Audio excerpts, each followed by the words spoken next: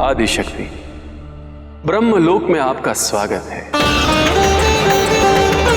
हमें ज्ञात है कि महादेव ने अपनी ऊर्जाओं को अंतर्मुखी कर ली है।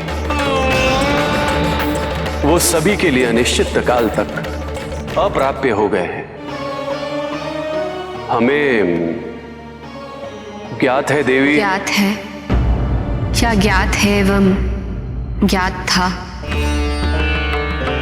आपको तो ये ज्ञात था ना कि महादेव रुष्ट हो जाएंगे। आपको ये भी ज्ञात था कि वो अपनी ऊर्जाओं को अंतर्मुखी कर लें।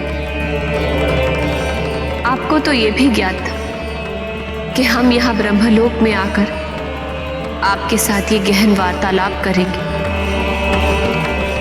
इसीलिए आपने ब्रह्मलोक में एकांत की स्थिति विराजित कर ली है।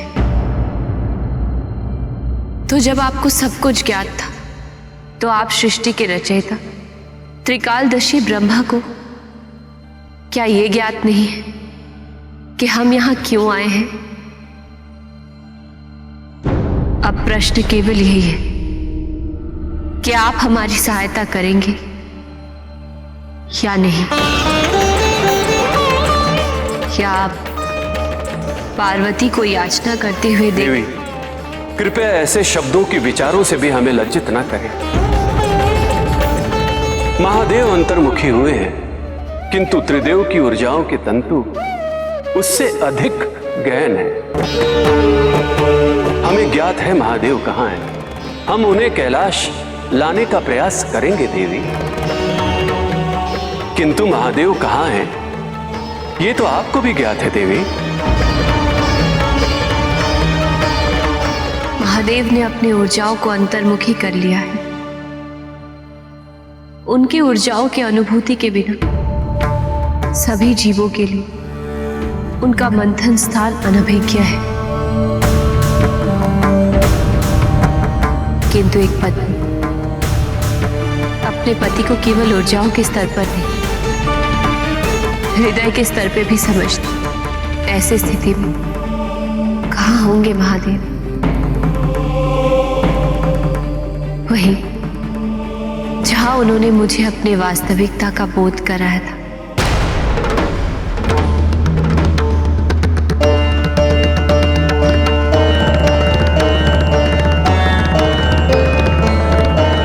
अमरनाथ की कंदरा में, जहां आप उन्हें लाने हेतु प्रस्थान करने वाले हैं। आपको गंतव्य स्थान ज्ञात है, किंतु प्रस्थान हम कर रहे हैं। आदिशक्ति की लीला, ऐसे क्षण हमारे विचारों के भी परे हैं देवी। ये लीला नहीं है ब्रह्मदेव, ये तो प्रेम है। हम स्वेच्छा से भविष्य की चिंता नहीं करते, किंतु हम वर्तमान से अनभिज्ञ भी नहीं। महादेव ने हमसे पृथक होकर इस मंथन का निर्णय लिया है, क्योंकि उनको इस विस्थापना की आवश्यकता प्रतीत हुई। उस निर्णय का मान रखना हमारा दायित्व है। पुरुष और प्रकृति का प्रेम निर्बंध है। यही प्रेम की पराकाष्ठा का प्रबंध है। ब्रह्मदेव, आप उन्हें लाने का प्रयत्न कीजिए और हम उनके इस मंथन में उनकी सहायता करने का प्रयत्न करते हैं।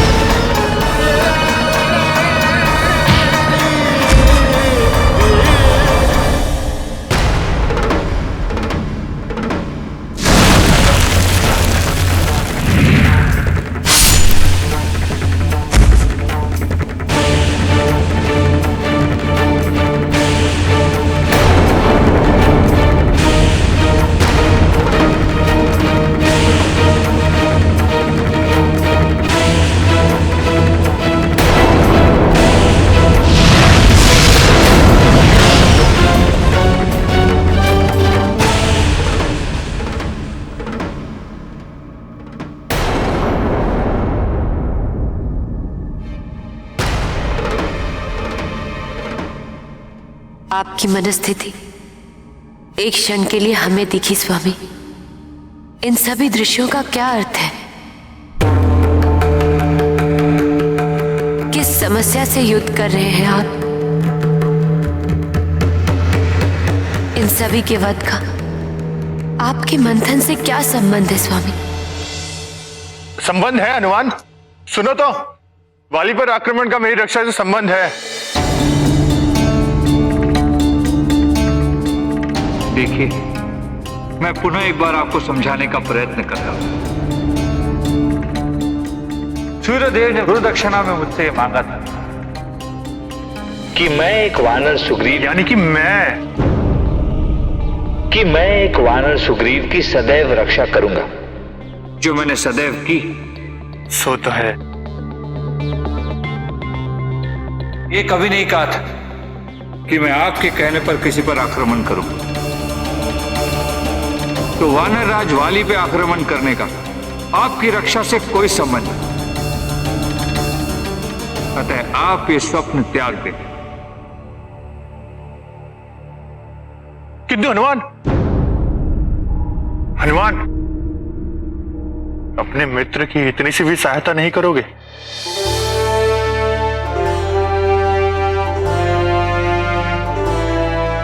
यदि मैंने आपकी सहायता न की होती तो अधिक नहीं तो 10 बार तो आप मृत्यु को प्राप्त हो ही चुके होते। सो तो है। किंतु हनुमान, वाली दुष्ट है, उसका वध कर दो। मैं एक साधारण वानर हूं।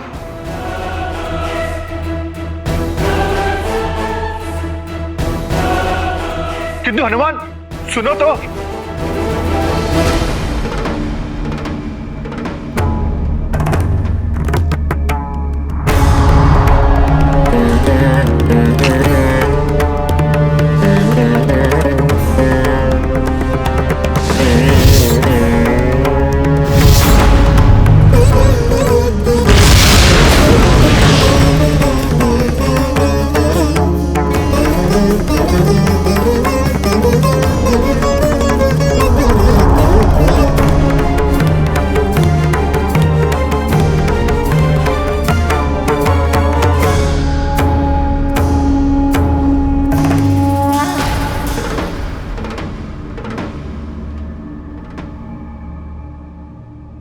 त्रिकालदर्शी, सर्वज्ञानी होकर भी आप यहां, किंतु किस लिए महादेव? त्रिकालदर्शी और सर्वज्ञानी होकर भी ये प्रश्न किस लिए ब्रह्मदेव? सृष्टि के कल्याण के लिए। आपके प्रश्न का भी यही उत्तर है।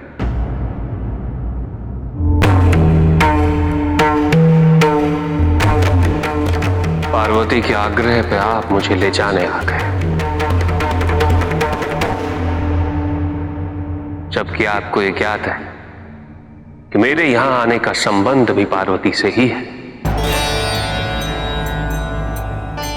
पार्वती और मैं कई कल्पों से संतुलन से निर्वाह करते आ रहे हैं।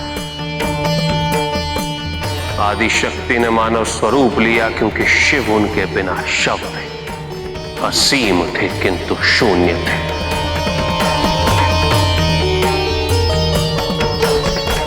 त्रिकाल का ज्ञान आदि शक्ति के परे नहीं है ब्रह्मदेव, किंतु यदि वो भी हर्षद तीनों लोगों के ज्ञान से पूर्ण रूपेण संतृप्त रहती तो कर्मों की हम दोनों को इच्छा ही नहीं होती। दोनों प्रति क्षण असीम ही रहते, शून्य रहते।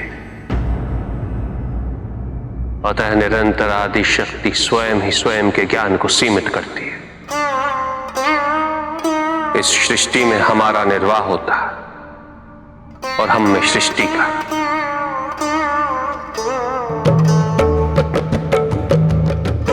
ऐसे में समस्याओं व नकारात्मक स्थितियों की उत्पत्ति स्वाभाविक है।